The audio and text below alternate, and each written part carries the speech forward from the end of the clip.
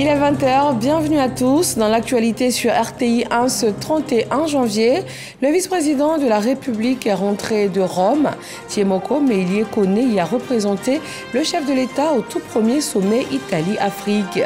En marge des travaux, il a échangé avec la première ministre Giorgia Meloni. Il s'est aussi entretenu avec le patron de la société pétrolière Eni.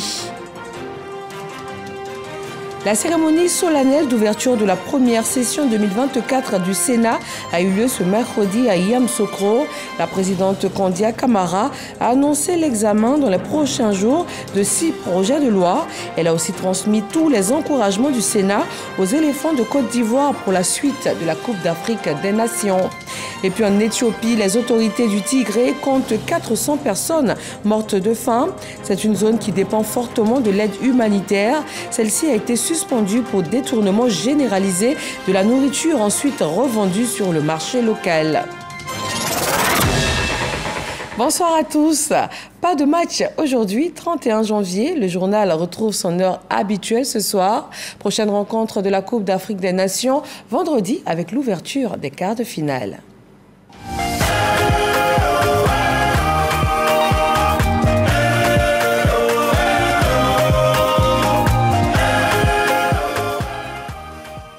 Le vice-président de la République a participé au premier sommet Italie-Afrique à Rome. Sur place, Thiemoko Meïlie Koné a eu des rencontres en marge des travaux. Il a notamment échangé avec la première ministre italienne Giorgia Meloni. Thiemoko Meïlie Koné a rejoint Abidjan aujourd'hui. Le compte-rendu de son séjour italien nous est proposé par Viviane Naïma. Le renforcement des liens de coopération entre l'Italie et la Côte d'Ivoire dans le cadre du plan Mattei, qui est le nouveau plan d'investissement et de partenariat stratégique proposé par l'Italie à l'Afrique, et la question de l'émigration illégale des jeunes Africains vers l'Europe était au cœur des échanges que le vice-président de la République, Koné Thiemoko Meïlie, a eu avec la présidente du Conseil des ministres italien, Giorgia Meloni. La Côte d'Ivoire étant souvent indexée comme étant le pays d'origine de la majorité des migrants illégaux vers l'Europe, le vice-président de la République a saisi l'occasion pour lever l'équivoque et rétablir la vérité. Il a révélé que plus de 80% des jeunes clandestins se déclarant ivoiriens à l'arrivée sur les côtes italiennes ne le sont pas en réalité. Le vice-président de la République a expliqué que la plupart des migrants cherchent à transiter par la Côte d'Ivoire ou se prévalent de la nationalité ivoirienne dans l'espoir de jouir de certaines faveurs en cas de rapatriement. Il a toutefois rassuré la présidente du Conseil des ministres italien sur l'engagement du gouvernement ivoirien à lutter contre ce fléau par le renforcement des contrôles aux frontières ivoiriennes. S'agissant des nouvelles perspectives de coopération à travers le plan Mattei pour l'Afrique, le vice-président et la chef du gouvernement italien ont montré une convergence de vues sur la nécessité de densifier les partenariats et les investissements dans les divers secteurs porteurs de l'économie nationale. Les échanges que le vice-président de la République a eus avec le PDG de la société pétrolière Eni ont porté sur le développement du champ pétrolier Baleine au large des côtes ivoiriennes et entré en production depuis août 2023. J'ai confirmé au vice-président qu'on va démarrer la deuxième phase très rapidement à la fin 2024 avec 50 000 barils par jour de pétrole. En plus, il y a la production du gaz qui va augmenter pour la production d'électricité au pays. Donc, c'est vraiment quelque chose qu'on a fait. On a entamé une vitesse très accélérée et qui continue très bien. On a parlé aussi des activités liées à la réduction de l'émission de les projets. Même, c'est le premier projet qu'on appelle Net Zero, donc avec une compensation, une réduction à zéro des émissions de CO2. C'est le projet Baleine. On a dit avec le vice-président, on est ensemble. Et ensemble, on est en train de progresser de façon très positive dans un pays très ouvert et très capable d'attirer l'investissement et de travailler avec l'investisseur. Au-delà de l'exploitation pétrolière du champ Baleine, le PDG de la société Eni a présenté au vice-président d'autres projets dans lesquels la société Eni investit en Côte d'Ivoire, notamment la production d'huile végétale à base de biomasse en tenant compte de la préservation du couvert forestier et des terres agricoles. 9 jours après l'Assemblée nationale, le Sénat ouvre aujourd'hui sa première session ordinaire 2024. C'est à Yamoussoukro, la capitale politique ivoirienne, que les sénateurs ont reçu les orientations de la présidente Kandia Camara. Elle a par ailleurs transmis ses encouragements et ceux de toute l'institution aux éléphants de Côte d'Ivoire pour les prochaines étapes de la CAN. Herman Guivet. La rentrée des classes pour le Sénat de Côte d'Ivoire, avec l'ouverture ce mercredi 31 janvier de la première session ordinaire de l'année 2024, en présence du haut représentant du président de la République, Gilbert Kafana Koné, président d'institutions, ministres, gouverneurs et sénateurs, tous témoins du discours d'orientation donné par la présidente de l'institution, Kandia Camara. La première session du Sénat commence 7 jours ouvrables après celle de l'Assemblée nationale. Ce jour marque ainsi le début pour cette année 2024 de nos activités parlementaires. À cette occasion, la Chambre haute du Parlement voudrait, une fois de plus, témoigner à son Excellence, Monsieur le Président de la République, toute son admiration et sa très haute considération pour ses qualités intrinsèques d'homme de développement et d'homme de vision. Un discours d'orientation marqué par une phrase forte en rapport avec l'actualité du moment, la Coupe d'Afrique des Nations de football. La CAN 2023, c'est chez nous. Enjeu majeur pour la Côte d'Ivoire. Cet événement est sans aucun doute une vitrine du développement pour notre pays. Restons mobilisés pour faire de cette CAN non seulement une grande fête de la jeunesse, de l'hospitalité ivoirienne et de la fraternité africaine, mais également une opportunité d'accélération du processus de développement de notre pays. Mention spéciale de félicitations adressée au chef de l'État Alassane Ouattara pour avoir déployé la batterie nécessaire à l'organisation de cette prestigieuse compétition qu'est la Coupe d'Afrique des Nations de football. La présidente du Sénat, Kandia Camara, a des mots particuliers pour le haut représentant du président de la République, Gilbert Kafana Koné. Monsieur le haut représentant du président de la République, votre présence constante aux côtés de notre Chambre, tant à l'occasion de nos travaux parlementaires que lors de nos séances solennelles d'ouverture et de clôture de session, constitue pour le Sénat un réel motif de satisfaction que je voudrais saluer à sa juste valeur. De grandes actions figurent au calendrier de l'institution pour 2024. Chers collègues, l'année 2024 s'annonce pour nous sous les meilleurs auspices. Ainsi, au titre de la mise en œuvre de notre mission de législation, nous aurons à examiner dans les prochaines semaines 6 projets de loi déjà enregistrés sur le bureau de notre institution, notamment ceux ayant trait au code électoral et au code de la nationalité. À l'instar des sessions précédentes, un intérêt tout particulier sera porté à la qualité de la loi. La modification de notre règlement, le 23 novembre 2023, conformément à l'article 93 de la Constitution, a instauré une commission permanente chargée de l'évaluation des politiques publiques. Je voudrais informer, mesdames et messieurs les sénateurs, que j'entamerai les consultations nécessaires en vue de la mise en place de cette commission. Au titre de sa mission de représentation des collectivités territoriales, le Sénat entend poursuivre son plaidoyer auprès du gouvernement en vue de l'amélioration de la politique de décentralisation dans notre pays. Au titre de la représentation des Ivoiriens établis hors de Côte d'Ivoire, un accent particulier sera mis au cours de cette année parlementaire 2024 sur cette mission.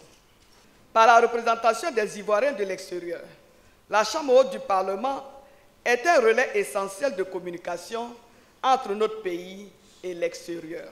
Idem pour les actions en rapport avec la diplomatie parlementaire en 2024.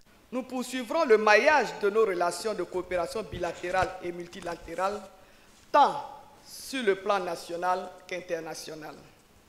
Ainsi, en 2024, le Sénat envisage de participer à plusieurs événements interparlementaires majeurs en Afrique, en Europe, en Amérique et en Asie. Au cours de cette année 2024, nous aurons l'honneur de recevoir Mme Raymond Gagné, présidente du Sénat du Canada, dans le cadre d'une visite qui devrait permettre à notre institution de tirer profit de la riche expérience de cette Chambre créée en 1867, notamment en matière de procédures législatives, de diplomatie et de coopération parlementaire. Par ailleurs, notre pays accueillera, au cours de l'année 2024, de grandes rencontres interparlementaires, notamment la 18e conférence de l'Union des parlementaires des États membres de l'Organisation de la coopération islamique, UPC, la 5e Assemblée générale et le symposium de l'Organisation africaine des commissions des comptes publics, AFROPAC. Saluant les immenses progrès enregistrés par la Côte d'Ivoire dans divers domaines, le Sénat réaffirme son soutien à la vision de développement engagée par le président de la République, Alassane Ouattara. La présidente du Sénat, Kandia Camara, n'a pas manqué d'inviter les éléphants de Côte d'Ivoire à se surpasser afin de réaliser l'exploit jusqu'à la victoire finale. Des présidents d'institutions et sénateurs présents à cette cérémonie solennelle se sont exprimés sur ce discours d'ouverture de la présidente du Sénat. Nous pouvons retenir ceci de son discours. La CAN, c'est chez nous. La Coupe doit rester chez nous. Bravo aux éléphants et bon vent à l'équipe nationale de Côte d'Ivoire pour une victoire à la CAN 2023. Comme elle a dit, il ne reste plus que 3 étapes et nous sommes convaincus que les éléphants qui nous ont sortis de cette terrible douleur avec la défaite maintenant, les éléphants sont préparés pour nous amener à la victoire. Je voudrais à cette occasion la suivre et soutenir l'appel qu'elle a lancé dans le cadre du soutien de la population, on ne va dire des Ivoiriens, à nos éléphants pour que véritablement la victoire soit à nous et que la coupe reste en Côte d'Ivoire. Pour notre nouvelle législature, nous sommes prêts pour le travail et nous allons soutenir notre président pour aller au mieux. 6 projets de loi, la diplomatie parlementaire, la diaspora, enfin elle a touché la substance, même les collectivités locales n'ont pas été oubliées. C'est ça l'essentiel pour nous. Ça veut dire qu'on est sur la bonne voie.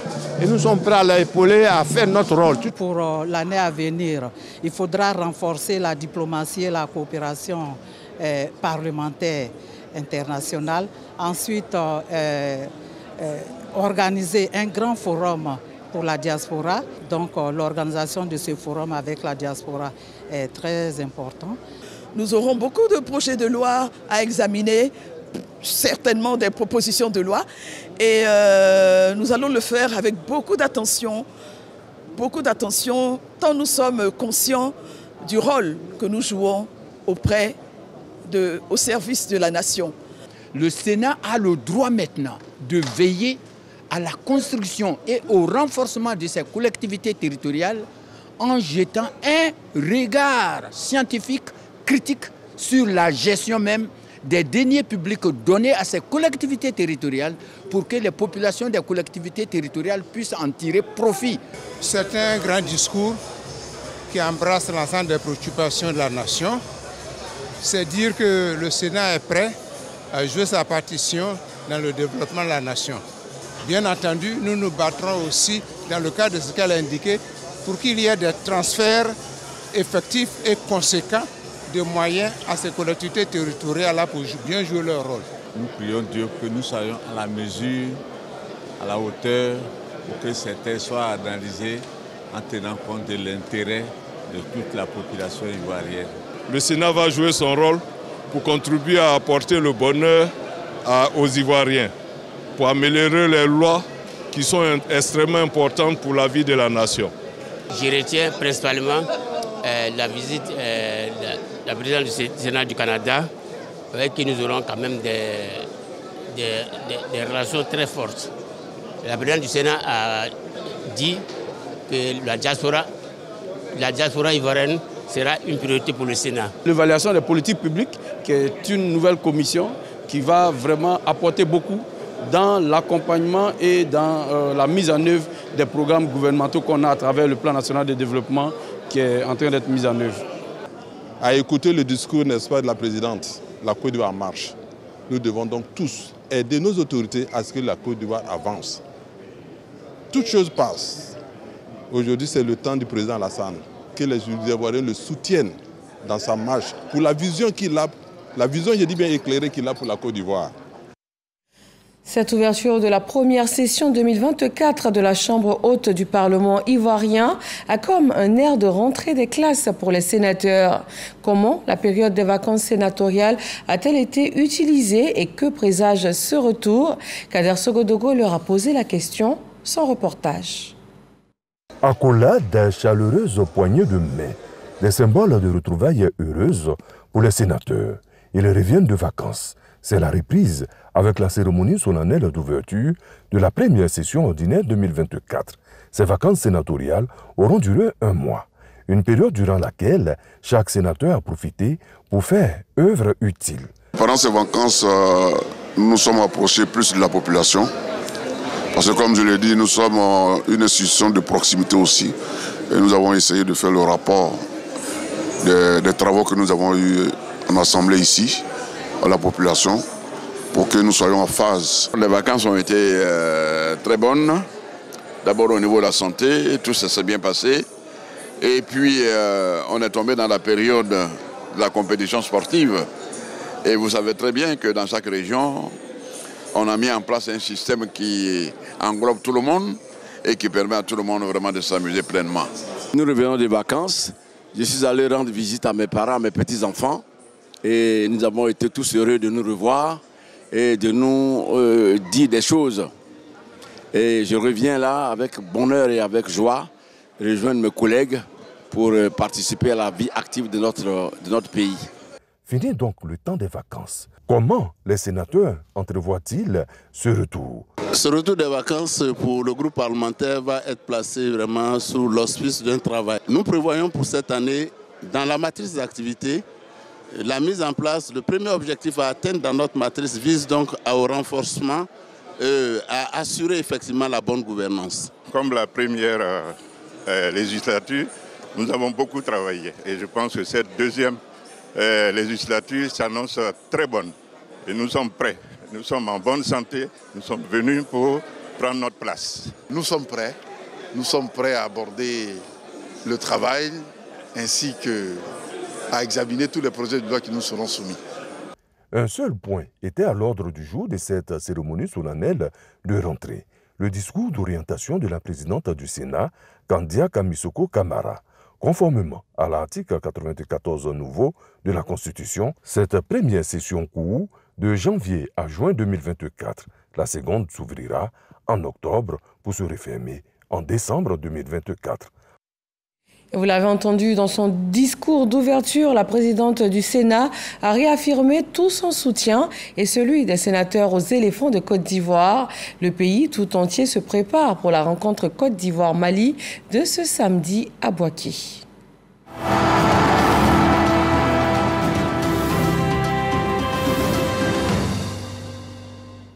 Actualité oblige, la CAN s'est invitée ce matin à l'ouverture de la première session ordinaire 2024 du Sénat.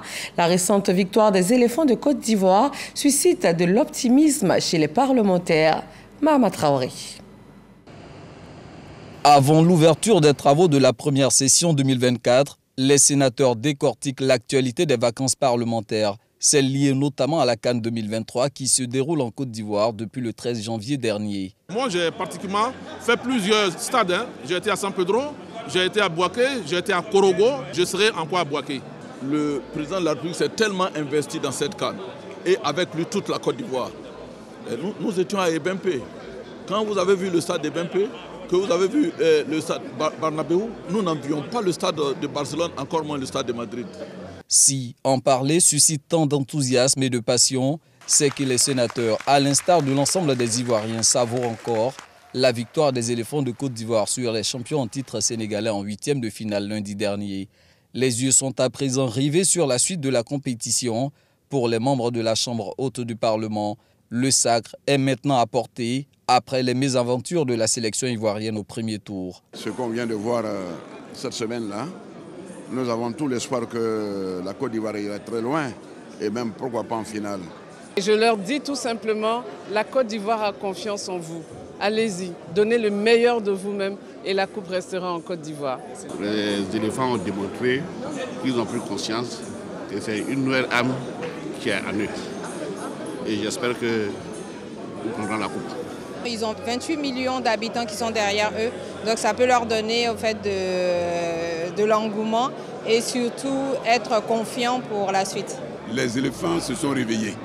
Ils ont somnolé un peu et ils ont compris que les Ivoiriens ne veulent pas qu'ils somnolent, mais qu'ils soient toujours éveillés et bien éveillés.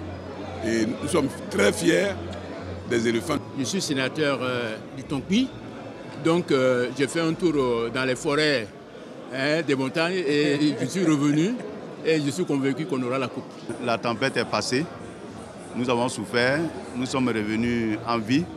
Donc le jeu que nous avons vu pendant les 8e de finale ont rassuré tous les Ivoiriens. Donc je crois que tous nous devons nous mobiliser pour aborder les quarts de finale. Preuve que le succès des poulains d'Emers Faye à cette CAN préoccupe les sénateurs. Cette mention spéciale dans le discours d'orientation de la présidente du Sénat, Kandia Camara, par ailleurs présidente d'honneur du Comité national de soutien aux éléphants. Chers éléphants, la CAN c'est chez nous et le trophée doit rester chez nous.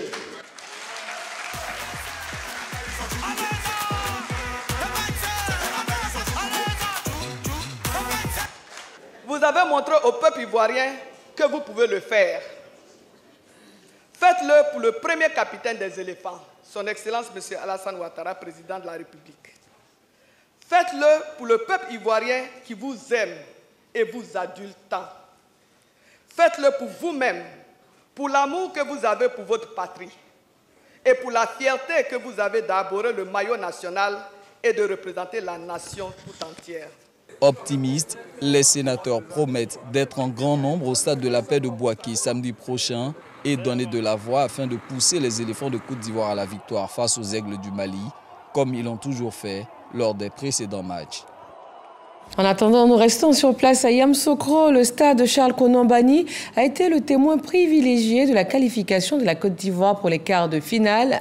Les supporters y ont cru jusqu'au bout et ils ont été bien récompensés par ce match aux allures de finale remporté par les éléphants face au tenant du titre, le Sénégal. Kader Sogodogo. Samedi 27 janvier 2023.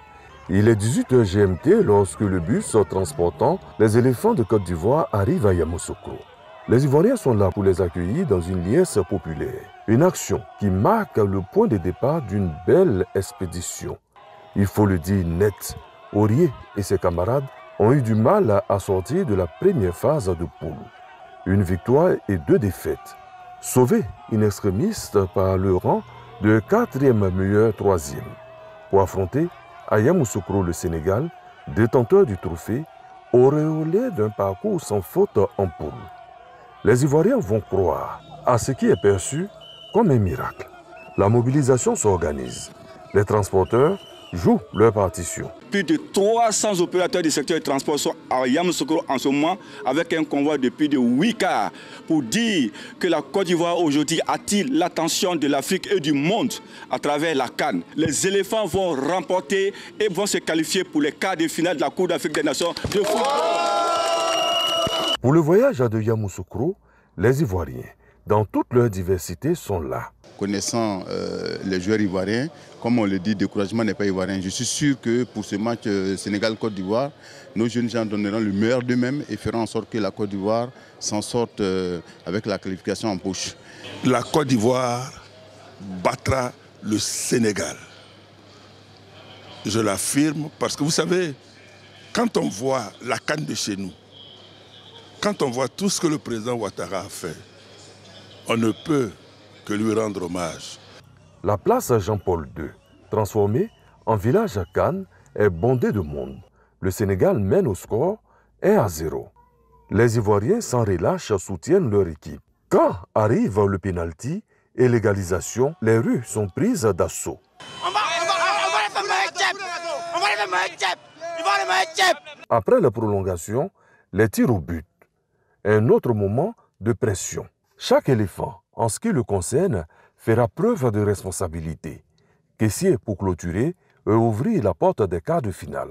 Il y a Dieu dedans, tout ce que Côte d'Ivoire fait, il y a Dieu dedans, c'est Dieu qui nous a enlevés là-bas. Wow! Allons dans les rues. Les Ivoiriens veulent évacuer tout ce stress, toute cette pression, la rédemption. On était déjà morts et on est ressuscité. Mais qui aura cru? C'est la Côte d'Ivoire. On va remporter cette gagne, c'est ici. C'est au niveau de la compétition, on est toujours un ingrédient fort, ingrédient fort. Et Bempe, Yamoussoukro, samedi prochain Boaké. L'aventure continue. Ivoiriens, supporters jusqu'au bout. Les Ivoiriens de Côte d'Ivoire vivant aux États-Unis ne manquent pas un seul instant de cette canne de l'hospitalité. Geste au village Cannes ouvert à l'ambassade de Côte d'Ivoire. C'est là qu'ils se sont retrouvés lundi pour le match Côte d'Ivoire-Sénégal. La qualification a été un moment de joie totale, célébré tout comme ici sur le territoire national. Serge Coléa. Ils étaient plus d'une centaine d'Ivoiriens à se retrouver au village Cannes de l'ambassade de Côte d'Ivoire à Washington. À l'issue d'un match très disputé, l'équipe nationale de Côte d'Ivoire l'emporte sur les Sénégalais. Nous rendons gloire à Dieu de cette belle victoire. Et la lutte continue. Nous allons, Inch'Allah, remporter cette canne. Allez les éléphants, la Côte d'Ivoire est avec vous. Nous sommes avec vous. Des éléphants, ils nous ont fait plaisir. Ils ont mouillé le maillot, merci aux éléphants. Victoire aux éléphants. Et alors, allez les éléphants. Je suis très contente qu'on a gagné. Les éléphants. Nous revenons de loin dans cette compétition. Et à partir de cette instant, plus rien ne pourra nous arrêter. Cette course sera bel et bien en Côte d'Ivoire. À Washington, les supporters des éléphants de Côte d'Ivoire gardent espoir et continuent de pousser le 11 national à la victoire finale. Pour les quarts de finale, la Côte d'Ivoire rencontre le Mali ce samedi à Boaké. Et à quelques jours de ce duel, les lieux de vente de tickets ont été pris d'assaut par les supporters des deux équipes. Ce 31 janvier, une fausse information a fait cas du démarrage de la vente des billets. Mais le président du comité local d'organisation de la CAN annonce plutôt le 1er février. Boubacar Silla, Laure Goretti et Soro Corona. Il est 8h ce mercredi 31 janvier 2024 quand nous arrivons sur ce site de vente des tickets des quarts de finale de la Coupe d'Afrique des Nations de football. La rencontre va opposer les éléphants de Côte d'Ivoire aux Aigles du Mali le samedi 3 février au stade La Paix. À quelques heures de ce match, tous les points de vente des tickets à Boaké sont bondés de monde. Les supporters se plaignent de la non-disponibilité des tickets. Depuis 3 heures, on est là. Nous-mêmes, moi-même, mes enfants n'ont pas mangé. Ce que nous, on demande là, de faire sortir les tickets, on va payer. On nous fait quoi? On nous vend le rêve. On dit quoi? Il y a des tickets.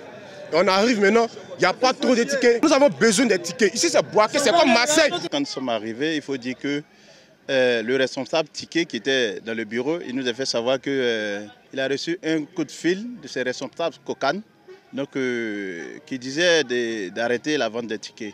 Pourtant, ce n'est pas encore la date indiquée de vente des tickets. Le président du comité local d'organisation de la CAN donne la bonne information. On a déjà communiqué suffisamment là-dessus. Depuis avant-hier, ils ont commencé à prendre d'assaut les sites dédiés à la vente des tickets. On leur a expliqué qu'ils doivent attendre la fin de la seconde rencontre pour savoir contre qui la Côte d'Ivoire joue. Parce que vous remarquerez que sur les tickets, on met les équipes qui s'affrontent. On ne va pas quand même mettre un quart de finale pour dire Côte d'Ivoire contre X. Le match contre le Mali est fini autour de 20h. La confection des tickets, c'est un processus informatique qui est mis en place pour faire ces tickets avec des codes barres. Demain, 1er février, à partir de 8h, allez dans les sites de vente de tickets, vous aurez vos tickets. Selon Koneyaya, plusieurs moyens sont requis pour s'octroyer un ticket d'entrée au stade de la Paix. 5 sites de vente de tickets physiques en plus de la vente en ligne. Il y a le ticket de 3 000, c'était la catégorie 3, le ticket qui était auparavant à 1 000 francs. Qui passe à 3 000. Les 5 000, la catégorie 2 reste à 5 000. La catégorie 1 de 10 000 reste à 10 000. Maintenant, il y a les hospi qui passent de 100 000 à 130 000. Les tickets sont vendus jusqu'à vendredi soir. Le jour du match, on ne vend pas de tickets, surtout aux abords du stade. Le stade La Paix a une capacité de 40 000 places assises, Mais la vente des tickets se limite à 36 000 places en raison des 10% de marge de sécurité selon toujours le Colocan. Rendez-vous donc demain 1er février à partir de 8 h dans les points annoncés pour la vente des tickets sur place à Bouaké. Également dans l'actualité nationale, cette rencontre du ministère de la fonction publique et de la modernisation de l'administration. Il est question de faire le point de la trêve sociale 2022-2027. 17 mois après la signature de l'accord, les parties prenantes dressent un bilan et cela pendant les 2 prochains jours.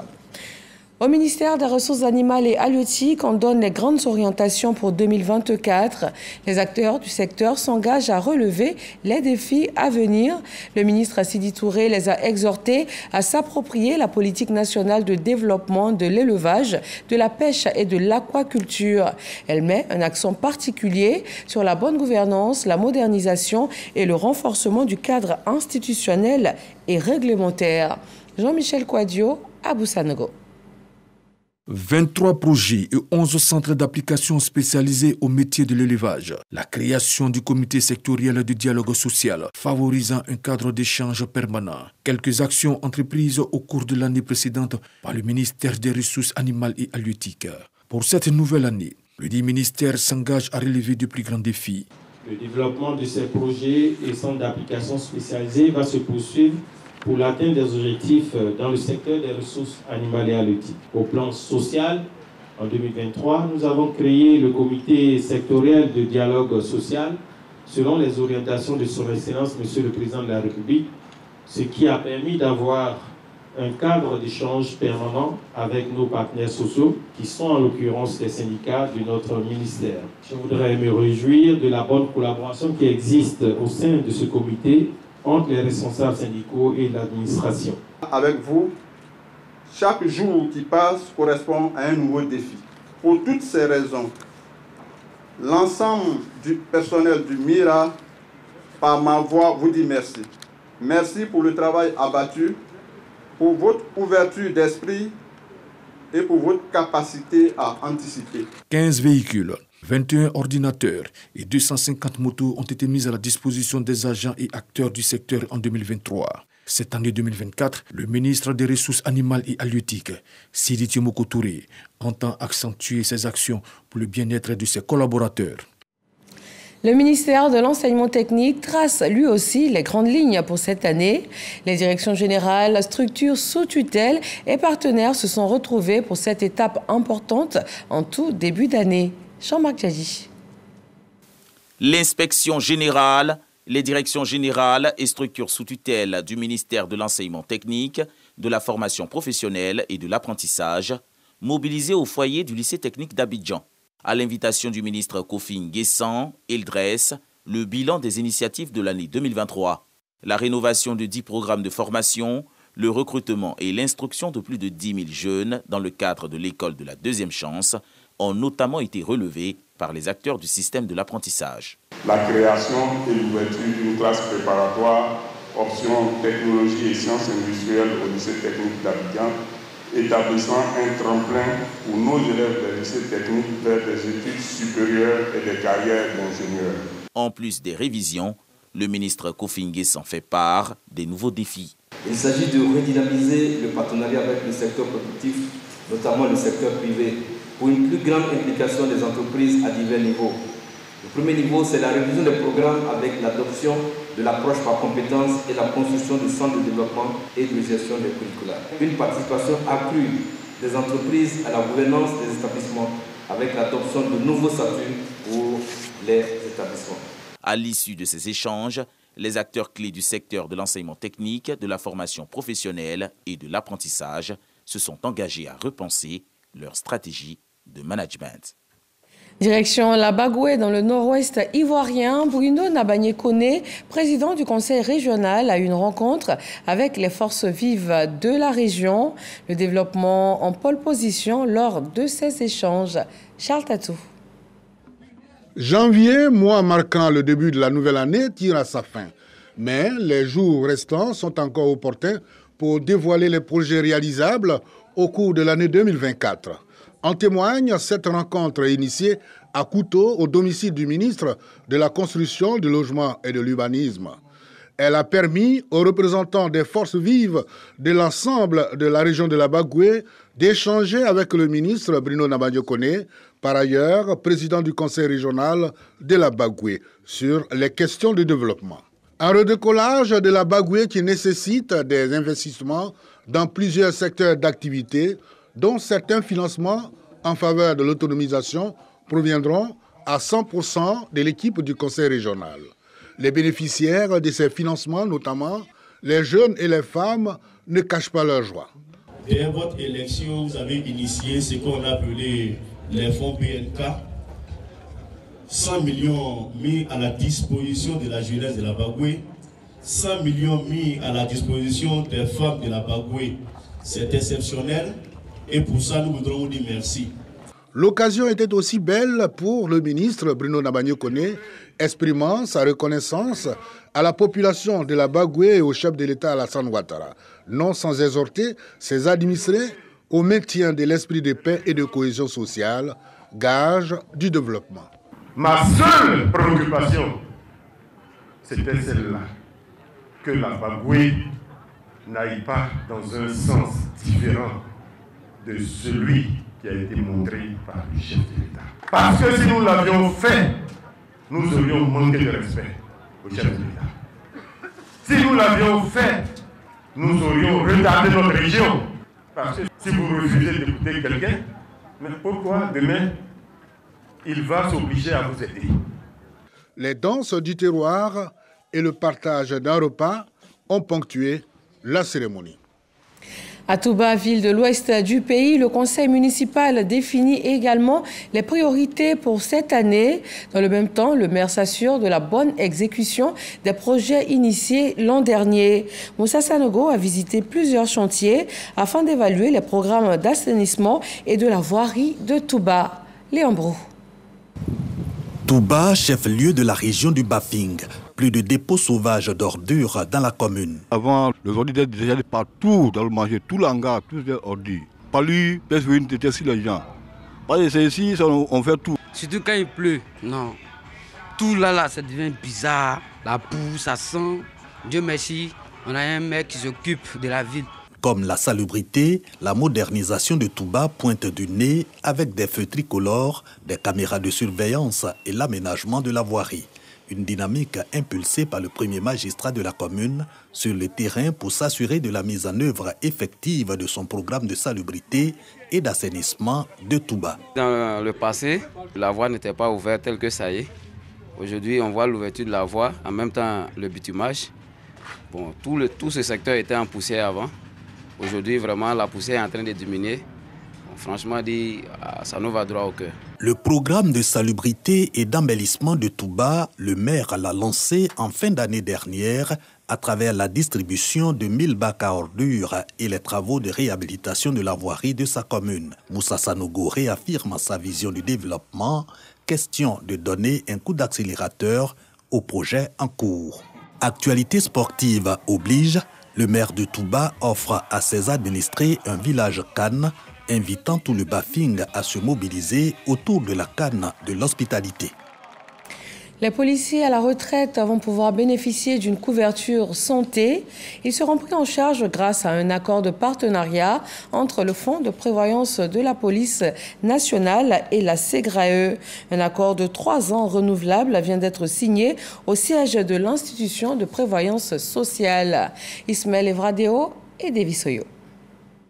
La police nationale peut désormais compter sur l'IPS-SEGRAE pour assurer une prise en charge médicale de ses agents à la retraite. Le Fonds de prévoyance de la police nationale et l'IPS-SEGRAE viennent de matérialiser ce partenariat. Il y a plein de défis qui s'opposent à ceux qui partent à la retraite.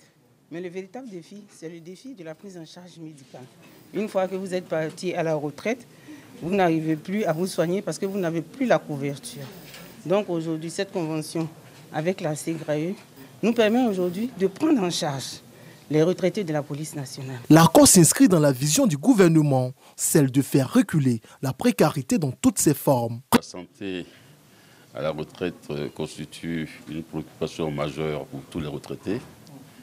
L'acte que nous venons de poser est un acte important qui s'inscrit dans la déclinaison de la haute vision du président de la République, son Excellence Alassane Ouattara. Je peux dire que l'IPS-SEGRAE est résolument engagé avec le fonds de la police nationale à bâtir un système de prévoyance sociale des plus évolués sur le continent pour que chaque retraité ait ce souci de santé et qu'il soit apaisé. 16 articles constituent cette collaboration. Actée ce jour, la convention s'étend sur une période de 3 ans renouvelable.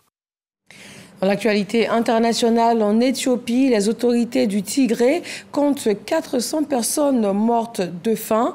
Il faut savoir que cette zone dépend fortement de l'aide humanitaire. Plus de 20 millions de personnes ont besoin de cette aide.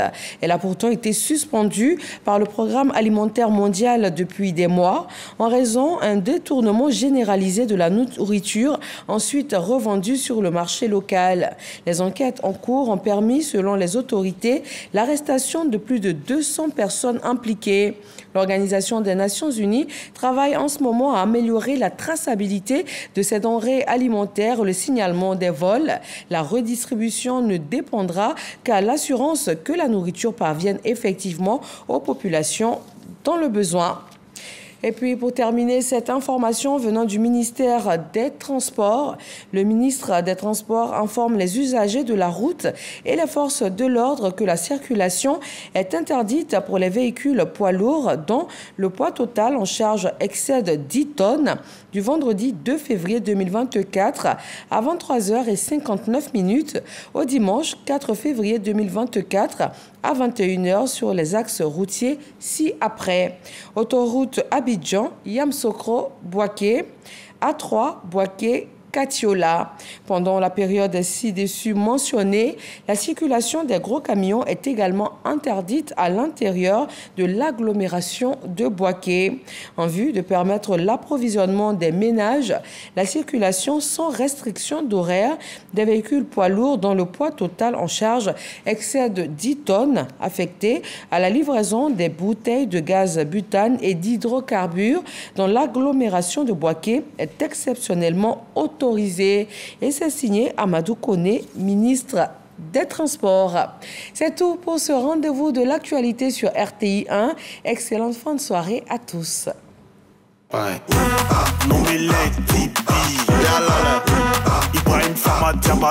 شرفتوا على بلد البيا Y'a pas conseil, hein, à lui seulement. Qui est ta balèze? Fous du matos. Descends, fous du matos. Descends, fous du marais. Fous du matos, c'est fous du matos. C'est fort. Tu fais ça pourquoi?